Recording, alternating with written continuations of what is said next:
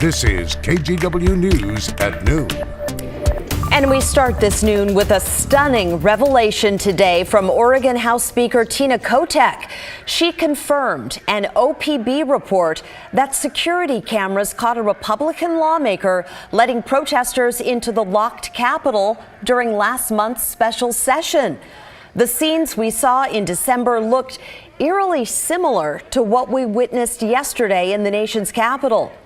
Oregon State Police are now looking at possible criminal charges against Representative Mike Nearman from Independence. In just a minute, you'll hear from Kotek and we'll explain the safety changes happening in Salem ahead of the upcoming session. But first, we have confirmed police have arrested 3 Oregonians in the aftermath of yesterday's insurrection. They were at the U.S. Capitol with a pro-Trump mob. D.C. police confirm one of them is Christina Malamon. We actually interviewed her last January when President Trump was impeached. She's involved with the group Young Republicans of Oregon. Christina posted these videos of the rally to her Instagram story yesterday morning. She was close to the stage when President Trump spoke to his supporters. She's charged with curfew violation and unlawful entry. Yevgenia Malamon is also facing the same charges. The third Oregonian is Rodney Taylor. He's facing a curfew violation. Also today, some strong words from President-elect Joe Biden. He blames President Trump for yesterday's violence and slammed the supporters who stormed the Capitol. What we witnessed yesterday was not dissent. It was not disorder. It was not protest. It was chaos.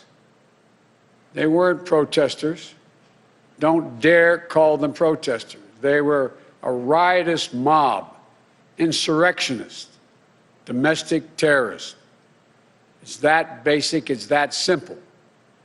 And I wish we could say we couldn't see it coming. But that isn't true. We could see it coming. The past 4 years, we've had a president who's made his contempt for our democracy, our Constitution, the rule of law clear in everything he has done.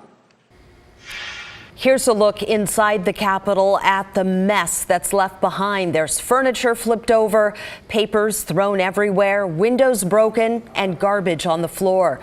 Washington, D.C. is still on edge at this hour. Tracy Potts has more on the aftermath. Well, good morning again, Savannah. Members of Congress today recalling the frightening moments when they realized one of the world's most secure buildings was under siege. Law enforcement came in and told us to sit in our seats, to pull out our gas masks. The pounding began on the doors. We heard gunshots. You could smell tear gas. Then they rushed the vice president out of the chamber. That tells us immediately something was up. Today, cleaning up, shoring up windows the angry mob used to get in. The National Guard on patrol, but many ask, where were they yesterday? Police underestimated the violent crowd and the size of it, and they overestimated their ability to control it. Viral video showing one officer inside trying to push back a crowd. There we go. Others appearing to open barricades to let them in. What was the reason for it? But right now, the appearance of it looks awful.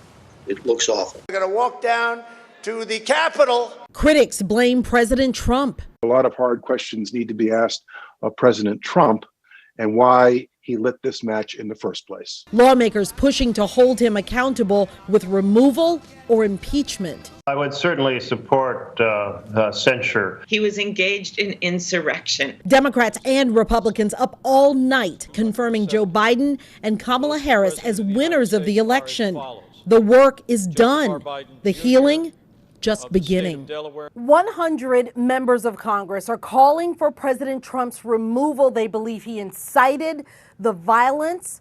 The president says there will be an orderly transition on January 20th. Tracy Potts, NBC News, Washington. So what might happen during the president's final 2 weeks in office?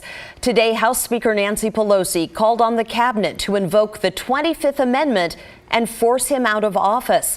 Congress could also try to impeach him again. Jason Puckett has a look at what's on the table. Can the vice president invoke the 25th Amendment? According to a Congressional Research Service report, Section 4 of the 25th Amendment allows the vice president to, quote, assume the powers and duties of the office as acting president. Now, it only requires that the vice president have approval from the majority of the cabinet, but if the president challenges, then 2/3 of Congress would have to approve. So technically, yes, the vice president can invoke the 25th Amendment.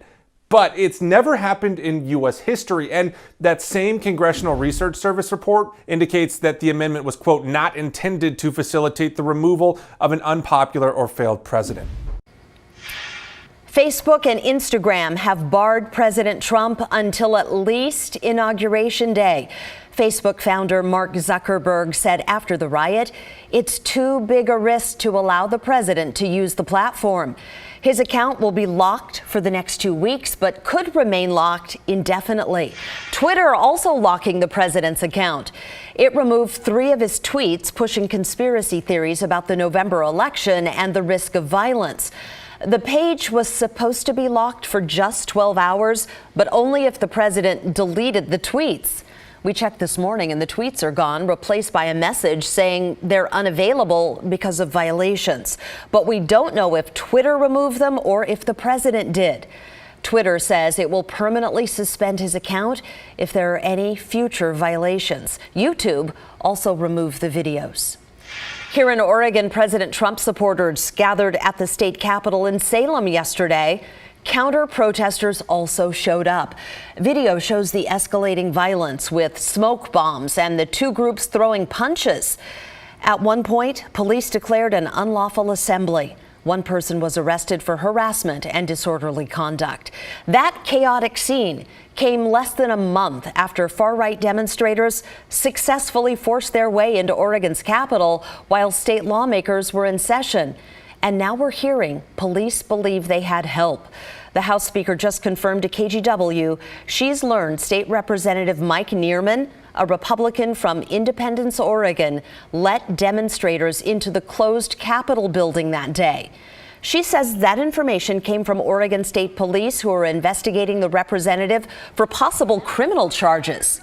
OPB is reporting the whole thing was caught on security footage. They add Neerman, reached by phone, declined to comment. KGW has reached out, but we haven't heard back.